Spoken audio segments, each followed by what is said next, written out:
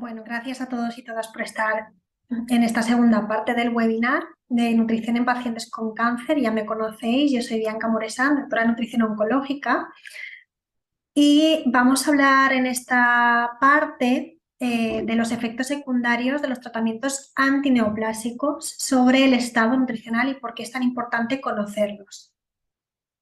Bueno, cuando yo empecé en el año 2014, solo había tres formas de tratar el cáncer, como la cirugía, la quimioterapia o la radioterapia.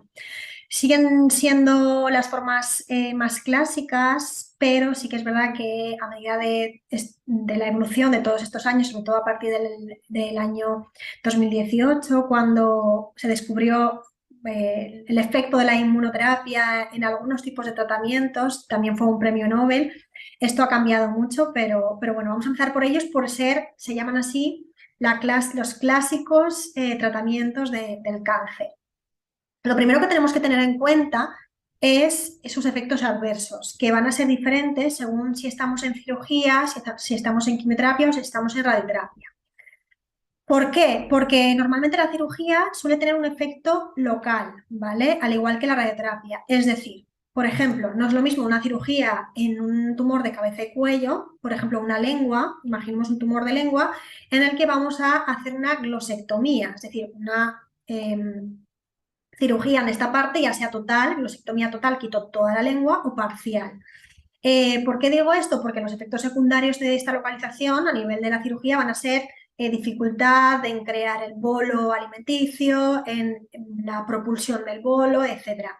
Y va a ser diferente así yo voy a tener una cirugía del aparato digestivo superior, imaginemos una cirugía gástrica, una gastrectomía, ya sea total o ya sea parcial, donde lo que voy a ver afectada es la absorción de ciertos nutrientes, ¿no? De la vitamina B12, del hierro, de la vitamina D, etcétera, con lo cual voy a estar pendiente de otras complicaciones de las que no voy a estar pendiente si la cirugía es en otra localización.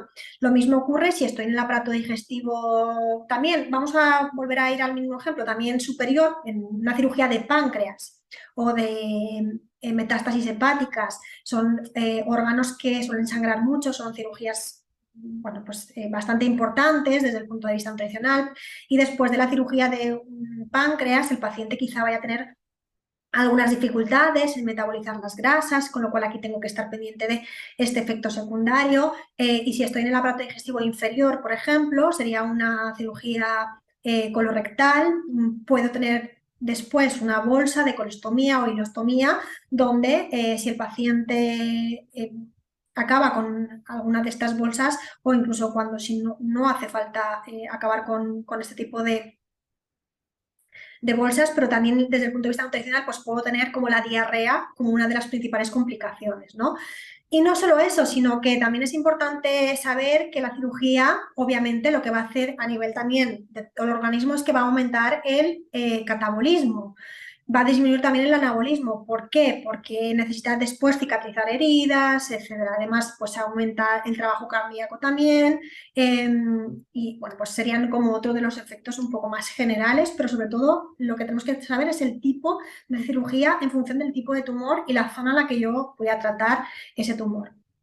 Después estaríamos hablando de la quimioterapia, que sus efectos secundarios, a diferencia de la cirugía, suelen ser sistémicos, es decir, ya sabemos que afectan tanto células malignas como células benignas, y puedo tener efectos que no tienen nada que ver con solo un único efecto en una zona determinada, sino que me puede dar cualquier tipo de alteración, incluso pérdida del cabello, uñas quebradizas, cambio de sabor de los alimentos, etcétera.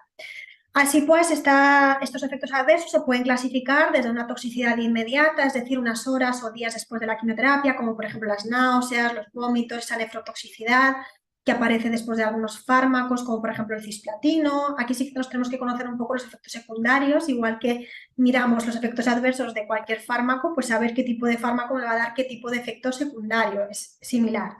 Después estaríamos hablando de esa toxicidad precoz, que son unos días o semanas después de la quimio, que suele ser ese cambio de sabor de los alimentos, esa boca seca, la mucositis, etcétera, aunque también puede aparecer después del primer ciclo. Esto depende y varía mucho, aunque sí que es verdad que a más número de ciclos y sobre todo según qué tipo de fármaco, porque hoy en día se conoce que algunos fármacos, como por ejemplo el cisplatino, vuelvo al mismo ejemplo, tienen más riesgo de desarrollar, por ejemplo, cambio de sabor de los alimentos que otros fármacos y también más mucositis también. Entonces depende mucho de las características del paciente, del tipo de fármaco, de si tiene otras patologías asociadas, etc. La siguiente forma es la toxicidad retardada, que suele aparecer unas semanas o meses después de la quimio y aquí afecta sobre todo otros órganos como la función hepática, puede haber un aumento de transaminasas, también la función renal se puede ver deteriorada, también la serie hematológica, neutropenia, anemia, linfopenia, aunque repito, la quimioterapia se suele tratar o se suele determinar según los ciclos que ha llevado el paciente y esto puede aparecer en el ciclo número 3 o 4 o también después del primer ciclo, es muy variable, pero sí que para que lo entendamos un poco mejor lo he clasificado de esta forma. Y seguiríamos con la toxicidad tardía, ¿no? Que es aquella que aparecería años después de la quimioterapia, que una de las principales complicaciones, aparte del desarrollo de otro tipo de tumores como mayor riesgo de carcinogénesis, también es el desarrollo de otra alteración que desde el punto de vista nutricional es bastante importante, que es la osteoporosis, con lo cual cuento esto porque los objetivos de la nutrición son tanto antes de la patología a modo de prevención, que eso ya lo vimos en otra parte del webinar, como durante el tratamiento y después del tratamiento también. ¿Para qué? Para prevenir estos efectos adversos más a largo plazo, como la osteoporosis, que es uno de ellos, pero hay muchos más. ¿Por qué? Porque si el paciente sigue fumando, sigue bebiendo, sigue tomando alcohol, no toma suficiente cantidad de calcio o vitamina D, por supuesto va a tener más probabilidad de desarrollar osteoporosis en el futuro después de estos tratamientos. Y la radioterapia es similar a la cirugía, es decir, es según la zona en la que se va a dar la radioterapia, no es lo mismo un tumor de cabeza y cuello que le voy a dar la radioterapia en esta zona, que lo que más va a tener sobre todo es alteraciones también desde el punto de vista de la pues, ingesta de alimentos. Va a tener más desnutrición seguramente porque no va a poder abrir bien la boca, va a tener más odinofagia, que es dolor al tragar, trismus, quizá no pueda abrir la boca, disfagia, pero no va a tener diarrea, ¿vale? La quimioterapia sí que me puede dar diarrea porque es a nivel sistémico, sin embargo la cirugía y la radioterapia son más locales, es decir, la diarrea del paciente con cáncer de cabeza y cuello que se va a tratar con radioterapia igual es de la propia quimio asociada, quimio concomitante si recibe o depende del paciente, de sus hábitos u otros factores, pero normalmente no suelen ser asociadas a este tipo de fármacos, de tratamientos, perdón, porque son efectos a nivel local. Lo mismo que si yo, por ejemplo, me doy una radioterapia de próstata, ¿vale? No voy a tener trismus, por ejemplo, que es esa dificultad a la hora de abrir la boca, porque la radioterapia tiene el efecto en esa localización. Seguramente tenga más diarrea, pueda tener más dificultad defecatoria, quizá a veces pueda tener incluso alteración a nivel de náuseas, de vómitos, etcétera, pero más riesgo de cistitis, etcétera, pero no da este tipo de alteración en la zona de la boca, ¿no? También podemos clasificar esta radioterapia en función de si es aguda, es decir, si aparece durante el tratamiento o unas cuantas semanas después, o tardía, que es la que aparecería después del tratamiento, ¿vale? O se mantiene después del tratamiento. ¿Por qué? Porque hay algunos pacientes, por ejemplo, que pueden tener eh, una, un trismus por la radioterapia que se mantenga o que aparezca una necrosis secundaria a la radioterapia.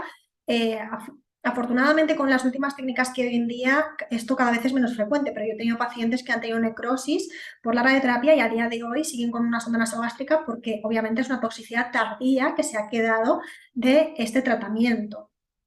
También tenemos que ver si el paciente está, desde el punto de vista nutricional, ante un tratamiento curativo o un tratamiento paliativo, porque también cambian mucho los requerimientos. Es decir, el tratamiento curativo está mucho más enfocado a disminuir, por ejemplo, efectos adversos de las toxicidades, mejorar calidad de vida, mejorar el sistema inmune, disminuir astenia, disminuir sarcopenia, disminuir caquexia y otras alteraciones. Sin embargo, el tratamiento paliativo es más asociado a lo que es el confort y si el paciente tiene una disfagia, por ejemplo, orofaringea y necesitamos espesar el agua, vamos a espesar el agua para que el paciente no se ahogue y tenga una neumonía por broncoaspiración y la principal causa de fallecimiento sea la neumonía por broncoaspiración, ¿no? Sino que el tiempo que que vaya a vivir el paciente tenga la mejor calidad de vida y va más asociado al confort y que esa causa de mortalidad no sea asociada a algo nutricional, sino al propio tumor o las complicaciones del tumor, pero no vamos a ser tan estrictos muchas veces como cuando estamos hablando de un tratamiento curativo, porque los factores y los objetivos son diferentes. Es acompañar al paciente en la última etapa de la vida para que evitar aquellas complicaciones, como por ejemplo unas úlceras por presión, si está muy encamado y al final no, la causa de fallecimiento no sea una infección, por ejemplo, de la úlcera por presión o una broncoaspiración por una disfagia que no se ha diagnosticado, pero sí que podemos ser más permisivos en cuanto a que el paciente puede seguir comiendo pues normalmente a veces incluso de todo, siempre que pueda, o si tenemos que triturar la comida, no ser tan estrictos, ¿no? Como en un tratamiento curativo que tiene como muchos más frentes abiertos y muchas más recomendaciones desde el punto de vista nutricional. Aquí os he dejado uno de los resúmenes para que veáis un poco lo que son las principales alteraciones nutricionales desde el punto de vista de la cirugía, la quimio y la radioterapia. De nuevo, recordemos que la cirugía y la radio son tratamientos más locales y la quimioterapia es tratamiento sistémico y que algunas de las complicaciones más frecuentes de la quimio son pues, la boca seca, cambio de sabor de los alimentos o incluso que no tengo nada de sabor, la ageusia, la disfagia, tanto a sólidos como a líquidos, como mixta, las náuseas, los vómitos, la diarrea o, por lo contrario, hay fármacos que pueden producir más estreñimiento, malabsorciones de vitaminas, de minerales, esas astenias, es decir, ese cansancio, ¿no? Solo por la quimio o la anorexia. Si hablamos de cirugía, si sobre todo estamos en la zona de aparato digestivo, malabsorciones, fístulas, si estamos en aparato digestivo superior o cabeza y cuello, disfagia, alteraciones de la masticación, pero también hay que tener en cuenta que, como he comentado antes, hay algunas alteraciones más a nivel de lo que es el catabolismo y puede haber heridas que no cicatricen bien, con lo cual también las recomendaciones tienen que ir enfocadas a que haya cuanto más calidad de nutrientes, mejor, porque así cicatrizará mejor mi paciente. Si estamos en el aparato digestivo inferior, pues puedo tener desde un vaciamiento rápido, estenosis, síndrome de intestino corto, diarrea, malabsorciones también, etc. Y la radioterapia, lo mismo, según la zona en la que estoy. Por ejemplo, aquí os lo he dividido como en dos partes. Aparato digestivo superior, disfagia, odinofagia, que es ese dolor al tragar, mucositis, boca seca, que es la serostomía, y seguramente si es una radioterapia del aparato digestivo inferior, pues voy a tener más colitis, proctitis, vómitos, diarrea, enteritis, etcétera, ¿no? Con lo cual depende mucho de la localización. Aquí tenéis lo que serían los principales tratamientos del cáncer para que sepáis que también depende mucho según el tipo de quimio. Yo siempre tengo una lista en la que tengo todos los efectos adversos de cada tipo de quimioterapia, porque aunque sea un efecto a nivel sistémico, también depende mucho de si estoy ante un agente alquilante como ciclofosfamida u otros fármacos, ¿vale? Y fosfamida, etcétera. Si estoy ante un derivado del platino, como por ejemplo el oxaliplatino, carboplatino, cisplatino, sé que voy a tener otro tipo de alteraciones nutricionales, sobre todo asociadas más a patología, sobre todo del cisplatino, hablar de patología renal, porque hay que tener mucho cuidado con la hidratación. Si estoy ante un tipo de quimio que son los antimetabolitos, como el metotrexate, pues tengo que vigilar otros nutrientes, que eso también se hace desde farmacia y desde oncología. Pero bueno, pues depende mucho del tipo de su clasificación, que hoy en día tenemos agentes alquilantes, derivados del platino, antimetabolitos, antimicrotubulares o inhibidores de topoisomerasas, que tiene que ver con todo lo que es la replicación del ADN, etcétera. Y no solo eso, sino que desde hace unos cuantos años, con el premio Nobel y también desde antes, hay otros fármacos, como por ejemplo la inmunoterapia.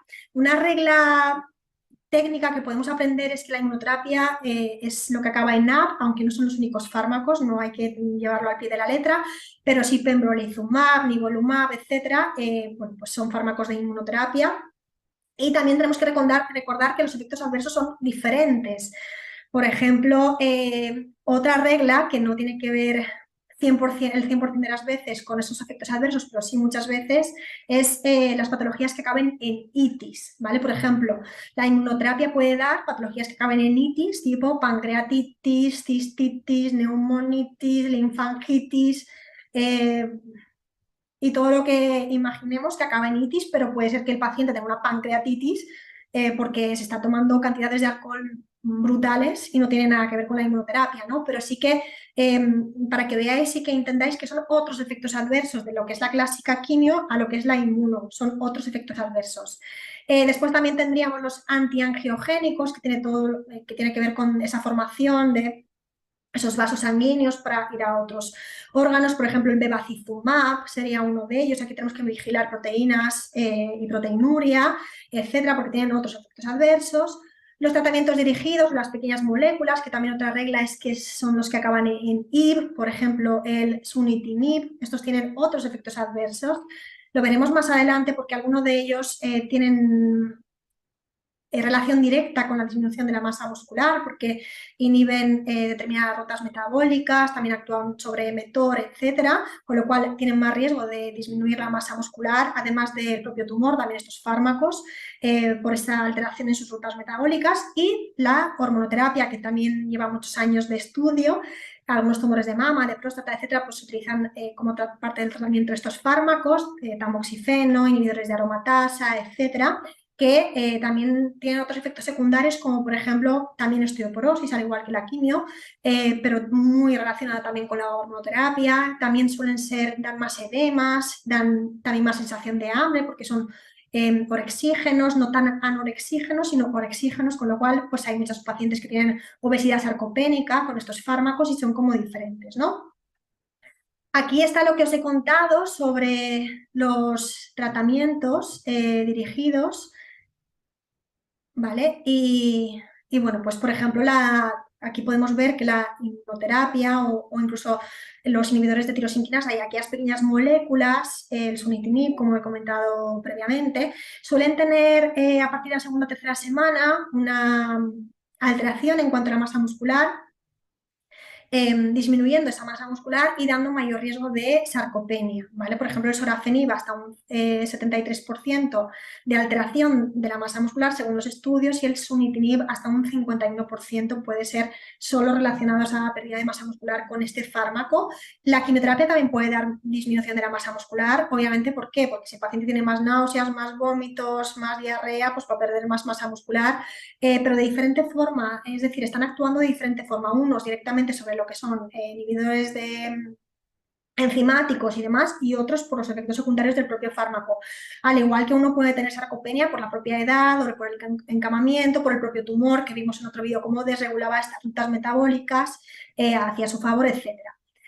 Y ya por último, hablar de la hormonoterapia y su repercusión nutricional, explicando la osteoporosis, los edemas, retención de líquidos, la astenia, ¿no? También suelen tener mucha astenia estos pacientes, y bueno, pues según el tipo de hormonoterapia, que va a ser en función de si es varón o mujer, y el tipo de patología, podemos distinguir entre los inhibidores de enzima aromatasa, antiandrógenos, etcétera. Pero bueno, sí que estos son los efectos más comunes, que son diferentes, ya que, como os he comentado, no suele haber esa disminución de peso, sino al revés, por esos factores orexígenos o edema, retención de líquidos, etcétera.